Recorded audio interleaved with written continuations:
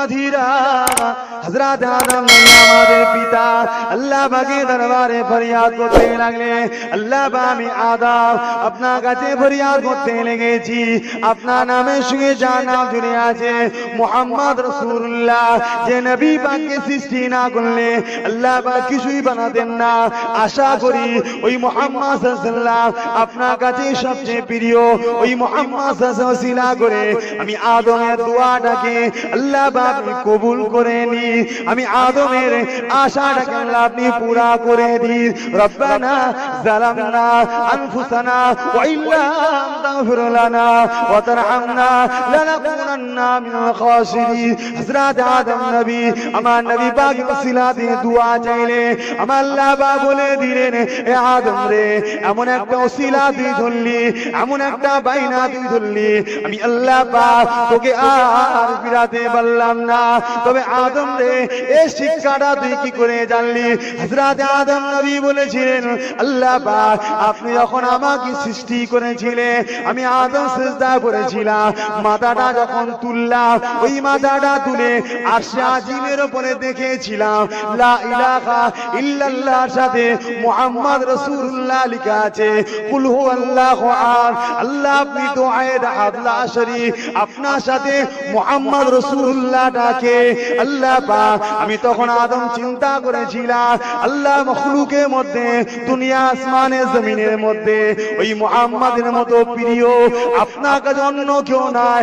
আজকে দিনে ওই মুহাম্মদ রসিলা দিয়ে আল্লাহ পাক আপনার কাছে আমি আদম তওবা করলাম। আমার আল্লাহ পাক বললে, এ আমার আদম দেখে আমি আমার হাবিবে খাদিরে তো দোয়াটাকে আমি আল্লাহ পাক কবুল করে নিলাম। তো ভাইজান আমার অসুবিধা হচ্ছে নাকি ভাই? কি গো কেন কে কি রকম মানুষ এখন তো সব মডার্ন কথা বুঝতে পারছেন, কি কি রকম বোঝে, কি কি রকম শুনতে চাই, কি কি রকম জানে। তবে ভাই এসে শরিয়াতের কথা বলা সবই জানা জিনিস, তথাপিও স্মরণ করিয়ে দেওয়া। কথা বুঝতে পারলেন? কি গো অসুবিধা হচ্ছে নাকি আপনাদের? তো ভাইজান হযরত আদম আলাইহিস সালামের দোয়াটাকে আমরা আল্লাহ কবুল করেছিলেন এই মুহররমের আশুরা দিনে। কথা বুঝতে পেরেছেন? আল্লাহ পাক এই দিনে বহুত কিছু আছে, এই দিনে কিয়ামত হবে। তো আমাদের কাছে খুবই দুঃখজনক এই দিনে রাসূলের সবথেকে প্রিয় হযরত ইমামে হাসান হুসাইন, তার মধ্যে থেকে হযরত হুসাইনকে এই দিনে শহীদ করা হয়েছিল। রাসূলের কাছে এত প্রিয় नबी अपने औलाद और फातिमा की औलाद हजरत इमाम हसन हुसैन तक छोटे छोटे बच्चे साथ में लेके बैठा हुआ इसी टाइम हजरत अजराइल आ गए, या रसूल अल्लाह, रब ने फरमाया इन तीनों में से किसी एक को रब ने मांगा। এই তিনজনের মধ্যে থেকে আল্লাহ যেকোনো একজনকে চেয়েছে, আপনি কাকে দেবেন? দুটো হলো হযরত ইমামে হাসান হোসেন ফাতেমার কলিজার টুকরো, আর একটা রাসূলুল্লাহ নিজের খুনের আওলাদ। কাকে দেবেন? রাসূল একবার ইমাম হাসান হোসেনের মুখের দিকে তাকালেন, একবার নিজের কলিজার টুকরো নিজের সন্তান তাকে তাকালেন। তাকাবার পর রাসূলুল্লাহ নিজের আওলাদ থেকে হযরত আজরাইল হাতে তুলে দিয়েছিলেন, হযরত ইমাম হাসান হোসেনকে দিলেন না। জোরে বলুন সুবহানাল্লাহ। তাহলে ইমাম হাসান হোসেনকে আমার রাসূল কত ভালোবেসেছে, তাই তো নাকি গো? সেই মুহররমের 10 তারিখে তার জন্য রোজা রাখে, সওয়াবের কাজ রোজা রাখেন, ইমামে হাসান হোসেনের জন্য কিছু গরিব এতিম অসহায়দের ঘরে খাওয়ান, এগুলো করেন।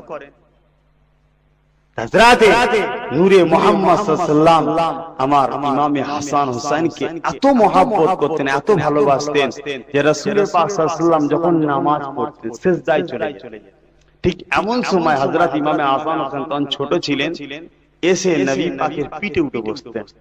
কেন সব বড়রা ঘোড়ায় বসে, উঠে বসে, হযরত ইমামে হাসান হোসেন রাসূলুল্লাহর পিঠে বসতেন। আমরা বসলে হবে?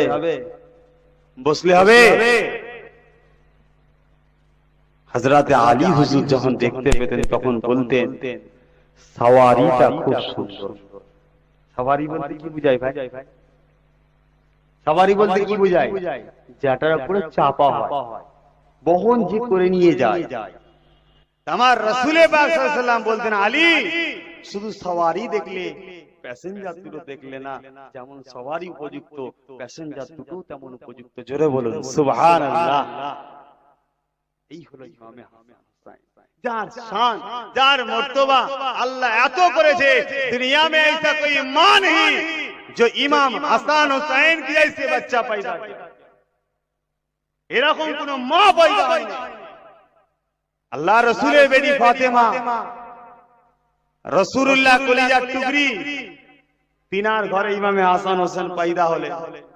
হযরতে শেরে খোদা আলী রাদিয়াল্লাহু তাআলা হুজুরের রক্ত। এরকম বাচ্চা দুনিয়া কোন মায়ের পেটে আসে? এত নিয়ামত, জান্নাতের যুবকদের সরদার হবে। আমার রাসূল পাক সাল্লাল্লাহু আলাইহি ওয়াসাল্লাম বসে আছেন, এমন সময় নবী পাকের দরবারে হযরতে জিবরাইল আলাইহিস সালাম আসলেন, কিন্তু সুরাতটা ধরেছে দাহিয়া কলবি সাহাবী। এসে বসেছে হযরত ইমামে হাসান হোসেন, জিবরাইল আলাইহিস সালামের দুই কোলে যে বসেছে। কেন? উনি তো নিজের সুরাতে নাই, বসেছে রাসূলের এক সাহাবীর সুরাতে।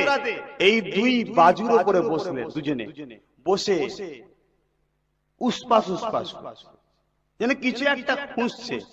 আল্লাহ রাসূলকে হযরত জিবরাইল সাল্লাম জিজ্ঞেস করলেন, ইয়া রাসূলুল্লাহ হাবিবাল্লাহ, এই ইমামে হাসান হোসেন কি খুঁজছে আমি বুঝতে পারছি না। রাসূল পাক বললেন, জিবরাইল তুমি কিছু মনে করো না, আমার দাইয়া কলবি সাহাবী আসতো, ইমাম হাসান হোসেনের জন্য কিছু নিয়ে আসতো, মিষ্টি, মিঠা, বাচ্চারা মিষ্টি পছন্দ করে, তুমি তো ওই সুরাতে এসেছো, এরা মনে করছে ওই রকম, তাই তোমার কাছে বসে উসপাস করছে। হযরতে জিবরাইল সাল্লাম বলেছিলেন, ইয়া রাসূলুল্লাহ হাবিবাল্লাহ, আপনি কি কথা বলছেন, আপনি আমাকে ইজাজত দেন, আমি এক্ষুনি যাব আর আসব।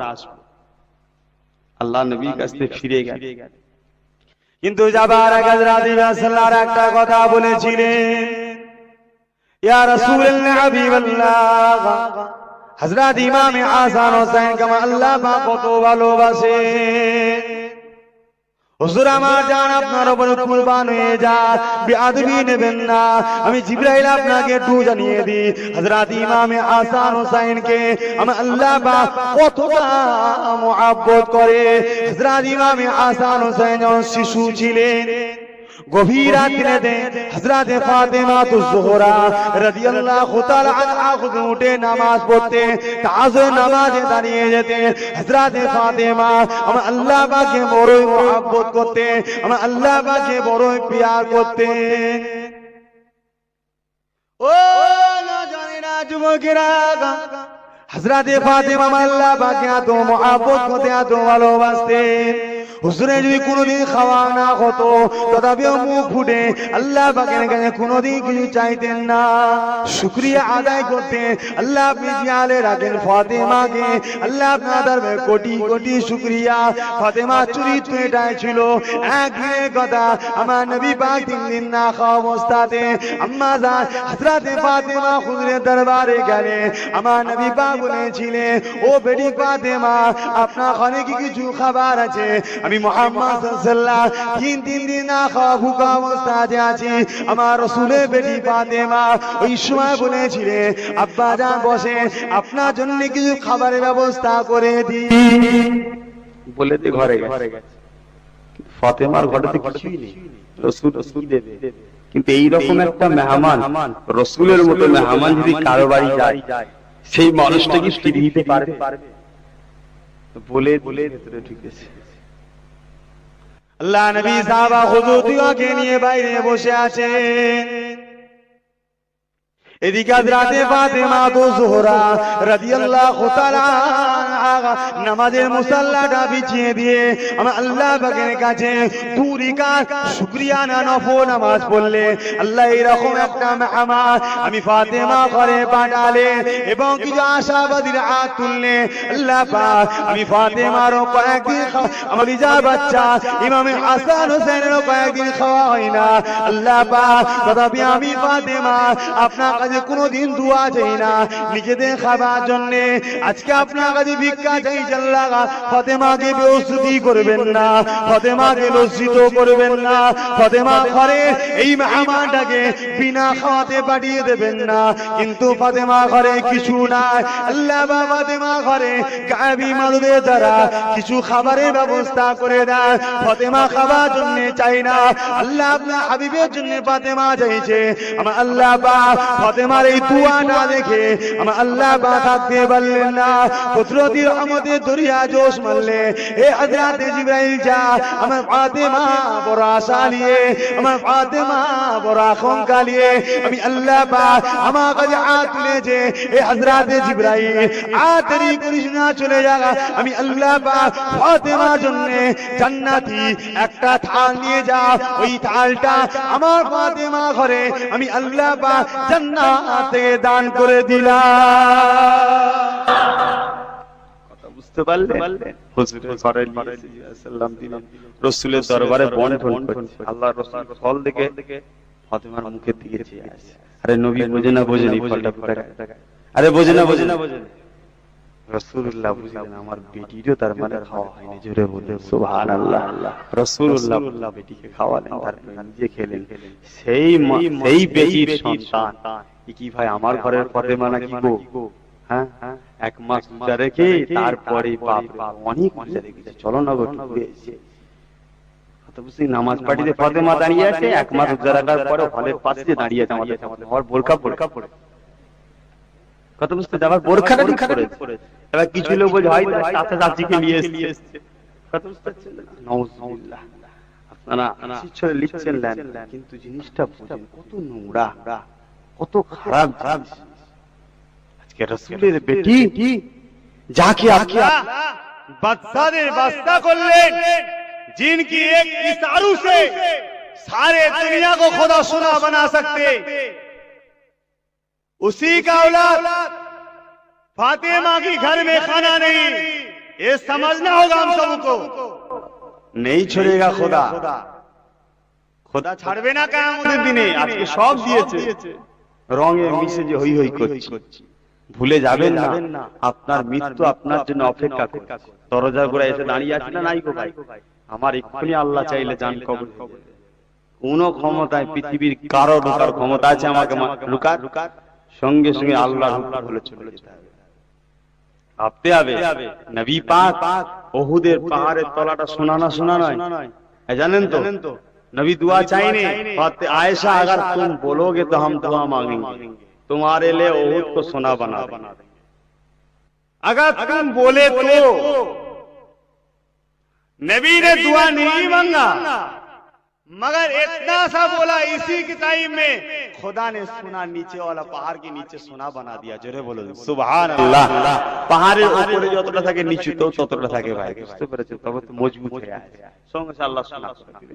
তাহলে আমার রাসূল যদি চাইতেন আল্লাহ আমার ফাতেমার ঘরে খাওয়া হয়নি, একে দাও, আল্লাহ দিত না? দিতনি গো। কিন্তু না, তারা দুনিয়া চাই না আখিরাত।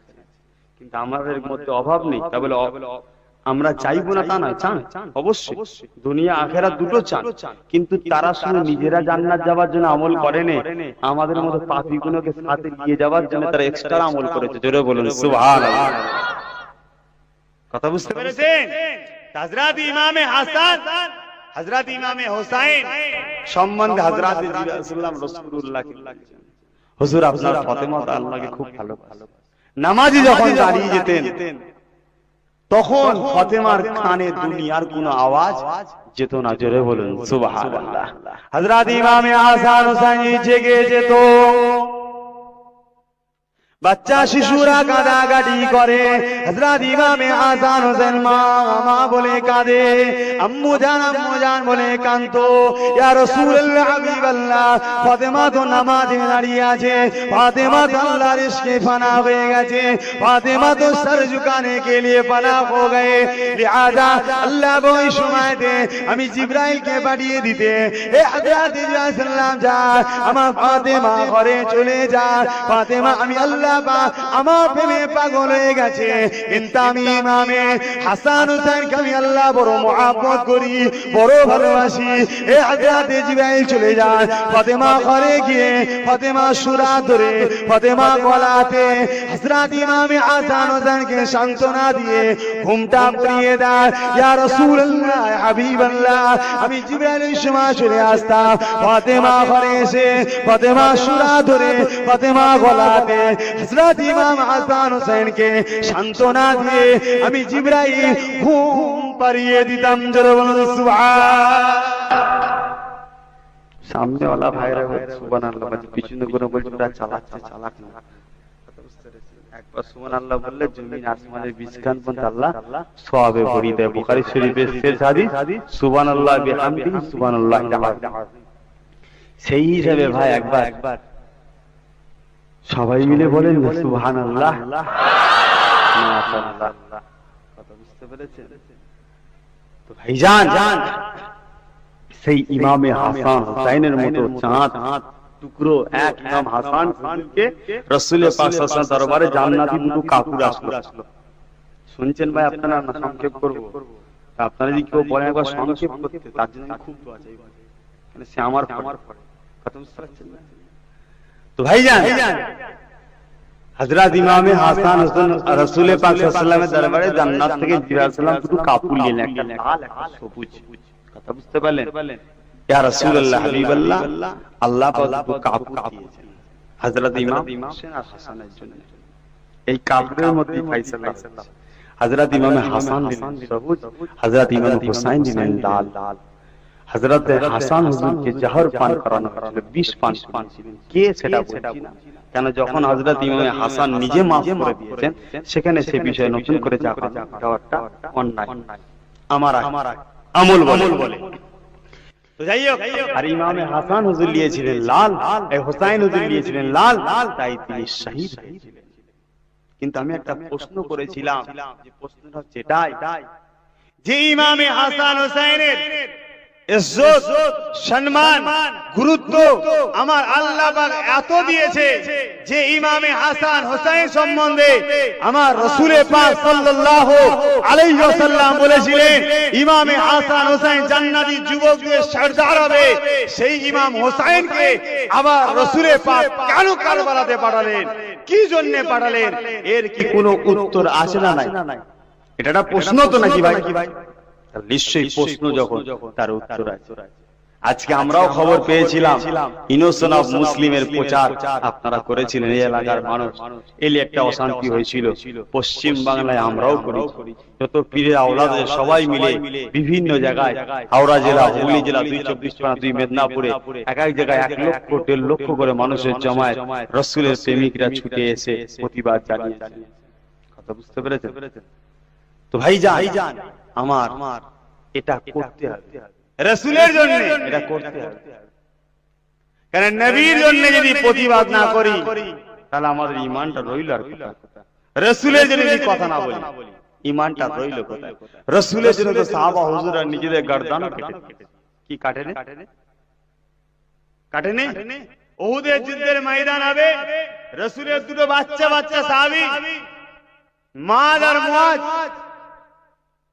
রাসূল পাক সাল্লাল্লাহু আলাইহি ওয়াসাল্লামের ছোট শিশু সাহাবী, তিনারাও রাসূলের জন্য গেছে। উহুদের যুদ্ধের ময়দানে হযরত তালহা রাদিয়াল্লাহু তাআলা হুজুর রাসূল পাক সাল্লাল্লাহু আলাইহি ওয়াসাল্লাম একা দাঁড়িয়ে আছে, চারিদিকে কাফেররা রাসূলকে ঘিরে ফেলেছে। কেন? রাসূলের একটা কথাকে অমান্য বলাটা হয়তো শোভনীয় হবে না, একটুখানি মিস্টেক হয়েছে। রাসূলের কথাটা খিলাফ হওয়ার জন্য উহুদের যুদ্ধের পুরো মোড়টা ঘুরে গিয়েছিল, এটা আপনারা সবাই জানেন। একটা গুহার মুখ রাসূলুল্লাহ আটকে রেখেছিলেন সাহাবা হুজুরদের দিয়ে, সেই মুখটা ছেড়ে যখন সাহাবা হুজুররা নেমে এলে, ওই জায়গা থেকে সবাই নেমে চলে এলো। কাফেররা ঘুরে এসে ওই জায়গা থেকে ময়দানটা ঘিরে ফেললো। তামার রাসূল পাক সাল্লাল্লাহু আলাইহি ওয়াসাল্লাম একা দাঁড়িয়ে আছে, আর কাফেরদের পিছনে সাহাবা হুজুররা তরোয়ার নিয়ে, ঢাল নিয়ে কাফেরদের ঘরে জাহান্নামে পাঠাবার জন্য ইসলামের দুশমনদের পিছনে ছুটলেন। কিন্তু কাফেররা ঘুরে এসে দেখছে নবী আমার একা দাঁড়িয়ে আছে। এই মুহাম্মাদের জন্য এই ফিতনা। এটা কাদের কথা ভাই? কাফেরদের কথা। আজকে বারাক ওবামাও বলছে মুহাম্মাদের জন্য ফিতনা, তাহলে ও কাফের তো না? সব তো একই ব্যাপার।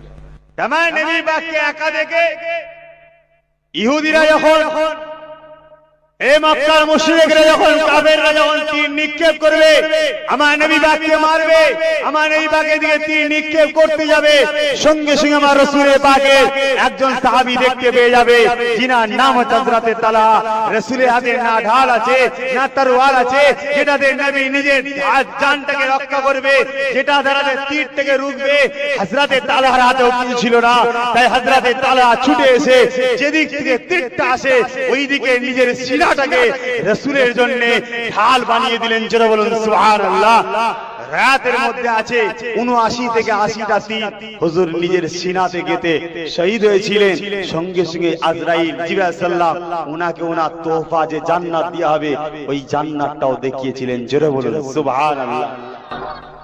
তাহলে রাসূলের জন্য আমরা যদি জান দিই আমাদেরকে আল্লাহ জান্নাত দেবে না দেবে না?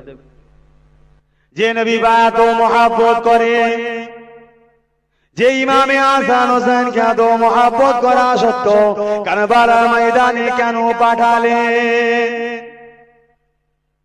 বিশ্বের মানুষ একটা কথা বলেন, মক্কা জমিনের মানুষ, ও হযরত ইমামে হুসাইন আপনাকে কুফাতে যেতে দেব না, কেননা কুফাবাসীরা আপনার আব্বা জানকে হত্যা করেছিল, আপনার আব্বা সুই গাদ্দারি করেছিল, আপনাকে কুফাতে যেতে দেব না।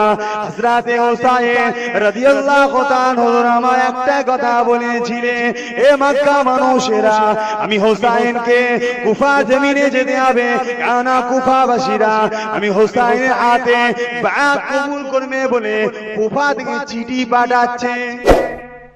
বারবার চিঠি আসছে, আমি যাব, সবাই বাধা দিচ্ছে আপনি যাবেন কেন? আপনি চলে গেলে আমরা আর নেতা পাবো, আপনার